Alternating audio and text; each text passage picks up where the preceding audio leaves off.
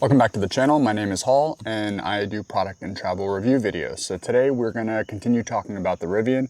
I got a question in one of the comments was talking about the controls. So we're going to do kind of three different parts videos because there's lots to cover in here, because I always call this thing my spaceship because that's kind of how it feels most of the time. So in today's video we're going to cover the keys and kind of what they do from phone to fob to the actual cards, and then the wristbands, which I don't have yet. We're going to cover everything in this space from the driver's perspective, so both sticks, the steering wheel, mirrors, windows. The next video we're going to talk about infotainment and all the fun things on there, and then the last one I think we're going to cover infotainment related stuff, but it's going to be more drive modes with the height balances, and actually the new update just allowed for a little bit of change in that, which is pretty cool. So we'll go through main driver controls here outside of the infotainment in today's video, so let's get into it.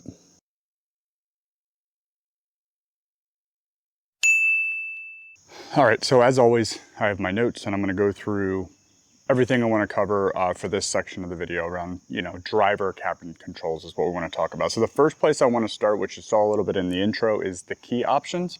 So obviously you have your phone, which has the app on it. Inside of this, you can lock, unlock. You can manage your profiles as well. So between your Charger or your truck or your R1S or whatever you have, you'll have your different vehicles or actual things you're linked to, and then you can also manage different profiles for those same things, for instance your vehicles. You can obviously use your phone as a key. You can find charging stations, you can start a charging session, you can remotely monitor your vehicle, like temperature, things like that. You can look that up. You can start the cool off, like if your truck or SUV is super warm and you can see that on your phone, you can actually start the air conditioning. You can schedule vehicle service as well inside the app, and then media and audio as well to link from a Bluetooth perspective to play through your Rivian. The next thing is let me grab it, the key card. So on the back of the card, as you can see, it tells you where to put the card to unlock and lock. But I use these, they say to use them for like valet. But I also used them when I was getting my truck detailed. For instance, the ceramic coating and things, this is what I gave them, so I didn't have to give them a phone or the fob. So they're good. You just place outside the handle, and then you can drive with the key card by placing the card near the door handle. So if you're inside and your monitor is saying, don't recognize, just go ahead and place your card near the door handle on the inside, and it should fire it, or it should say ready. And then the last thing is the key fob. So let me pull this out of my pocket. So key fob here, this does come up too, so you can actually like carabiner it to something. So it'll open the frunk, it'll open the tailgate, it'll unlock. If you press and hold, it'll unlock all the doors, and then it'll roll all the windows down. And if you press and hold the lock button, it'll lock all the doors and put all the windows up. So they have an auto feature there to quickly air out your vehicle if it's super warm or whatever that looks like, so you can use that from the key fob. Yeah, so that's pretty much everything for the key fob. The band, I'm supposed to be getting a band, so like a plastic wristband that has also like a little key fob type thing in it that you can wear during activity if you don't want to carry your phone or the key fob or the card. Let's say you're going surfing or swimming or something and you don't want to leave it on the beach. You can actually wear this athletic waterproof band and it'll do the same things as like the actual key card. I haven't gotten those yet. I know the supply chain issues are pushing those back. I was told that in May when I got my delivery, so I'm not sure when they're gonna come, but I'm pretty excited about that. Another thing with the locks, there are child locks that are available for the back seats as well. Next thing I want to talk about is seat control. So the seat control, there's controls on the seat, on the sides, normally like there normally are. And then when you are kind of setting your profile on the infotainment, you can set up your seat on the steering wheel as well using the knobs. It'll tell you how to do that on the infotainment. On the driver's side, there's ventilation and heat. I love the ventilation. I'm a huge fan of that. But I think they only have that for the driver. So just a heads up there.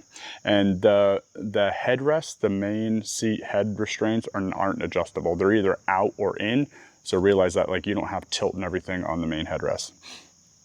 The only one that is adjustable is the back middle. So all the 4 main seats, they're either in or out, but the back middle has an adjustable headrest.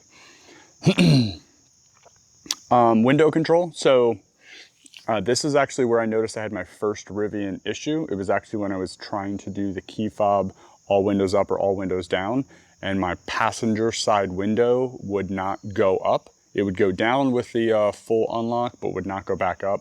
And I noticed that, so the way the Rivian controls work for windows, if you just pull to like the first stop or first notch, it'll just, it'll manually go up. If you pull past that, it should do auto up or auto down. My passenger window was the only one not doing that. I got a hold of Tyler, my guide.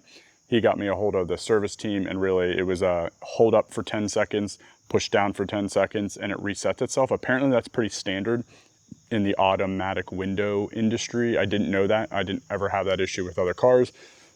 Followed their instructions, and in like 5 seconds, my window was working fine. So it's worked fine ever since. So if you do have an issue where your auto windows aren't working in any vehicle, try the 10 seconds down. So push it down and then hold for 10 seconds, pull it up, hold for 10 seconds, and then it should reset itself. So yeah, window control, first notch will let you manually, start and stop. Second notch goes full up or full down. And then the key fob as well, press and hold all down, press and hold all up. So just a heads up there. The mirror settings, they're also on the steering wheel controls to adjust the mirrors. So the little rollers on the steering wheels, when you click the button on your infotainment to adjust the mirrors, it'll tell you which side is which. So you can adjust those there. Auto fold option can be adjusted as well. So every time I lock my truck, my mirrors go in. You do not have to keep that feature on. You can change it on the infotainment. And then tint control. These will auto tint based on your rear view mirror. So if your rear view mirror reacts and tints, your side mirrors will do the same. This can also be enabled or disabled inside the infotainment. So if you don't like that feature, you can turn it off, but your rear view mirror will still act that way. I don't think you can turn that off, which I think we're gonna. Yeah, your rear view has auto tint all the time. It cannot be enabled or disabled. Steering thumb controls. So you've heard me talk about those quite a bit already, and the things they do inside of the setup. Normally the left is audio, media, and phone. And then your right is your driver plus features. So really distance and speed during driver plus is the right thumb. So left, it's all your audio, media type stuff.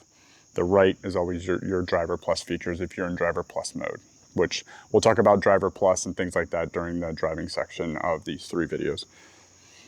Lights. So the lights and the wipers, they're the stick that you can, like normal, that's a normal vehicle thing, but they actually have buttons on the sticks, which is normal in some vehicles, but we'll run through those. So all the lighting is controllable through the settings. So the center light bar, the charging port light, the entry light, the guide lights, they can all be adjusted on the infotainment. Cabin lights, you can adjust the screen brightness on your infotainment, and you can adjust the accent cabin lights. So they can either be, you can change the brightness or you can turn them off. And that's kind of the lighting that like wraps around some of the wood and things like that. Control the lights on the side stalks.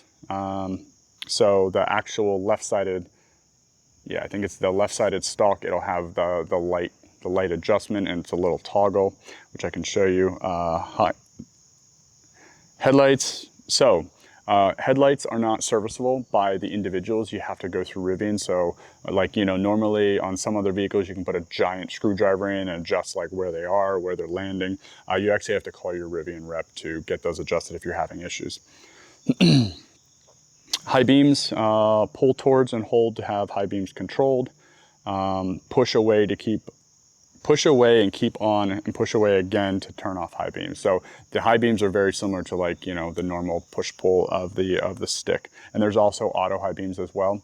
Normally I hate auto high beams because they just don't seem to work in the right situations. These are pretty intuitive. I have not had an issue, sorry, there's a bug on the lens.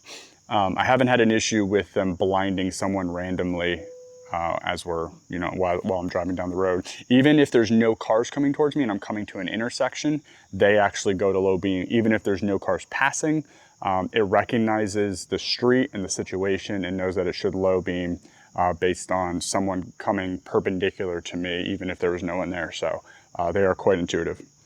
My phone just locked.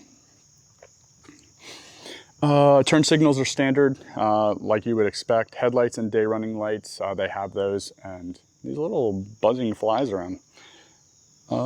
Center light bar, it's a light bar. It pulses green when charging. It's a solid green when fully charged, and dark when the truck is locked. So even if it is pulsing green, it'll turn off once you lock the truck and will only pulse green when it's locked, or pulse green or go full green once the truck is unlocked and it knows you're around it to let you know the status. Tail lights, fog lights, all pretty standard there. The reverse lights are actually pretty good, and you can see that in one of my charging video. You can see them backing into my driveway. They're pretty good. Truck bed lights, hazard lights are in the top center, up above the infotainment center.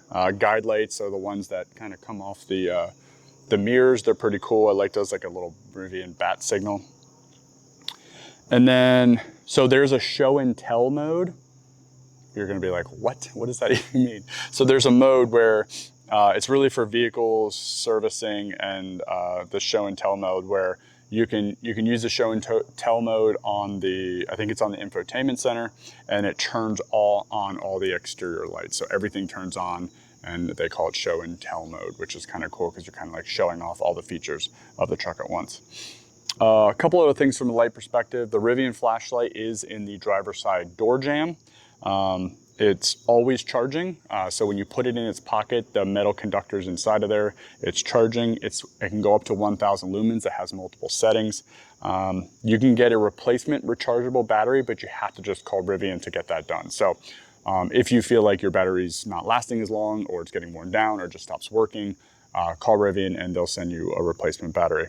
And then they said clean the charging port for the flashlight with a vacuum, not compressed air. So if you're wanting to clean that port, make sure you use like a skinny hose attachment for a vacuum.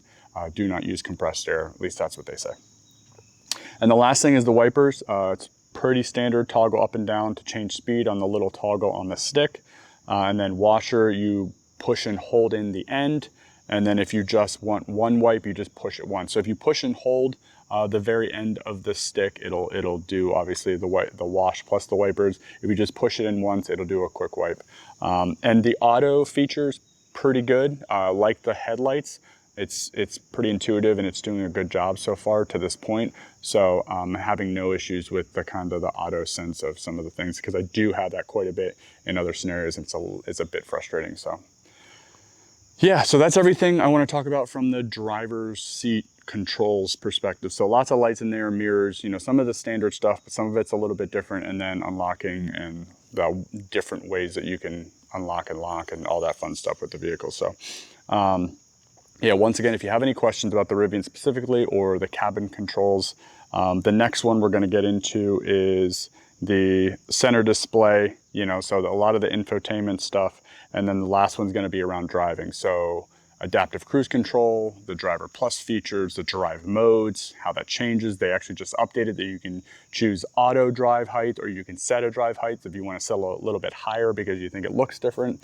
Whatever that looks like, they just added that feature in the latest update. So those are the next two videos after this one. So hopefully you will come back for those as well. If you have any questions, leave them in the comments, and I will catch you on the next video. Thanks.